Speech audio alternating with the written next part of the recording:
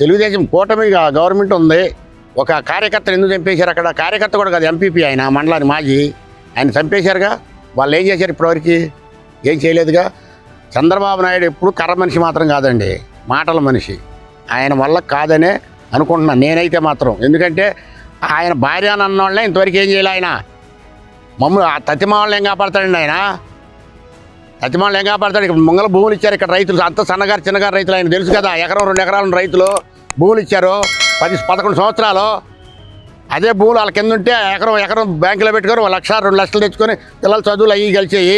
ఈ 10 సంవత్సరాల నుంచి వాళ్ళు ఎన్ని ఇబ్బందులు పడుతున్నారు. పైనుండి డయాస్ల మీద మాటలు చెప్పడం కాదు, ప్రజలు బాగోగులు తెలుసుకోవాలి. ఏ నాయకుడు తెలుసుకున్నా కానీ మరి వాళ్ళకి రూపాయి లేదు.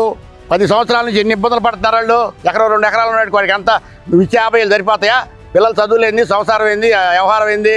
మీరు విపరీతమైన రేట్లు పెంచాడు ఆ జగన్ వచ్చి. ఆ 5 సంవత్సరాలు పడ్డ కష్టాలు ఆయన తెలీదా? ఆయన మళ్ళీ కష్టం ఆయన పెట్టలేదు జైల్లో.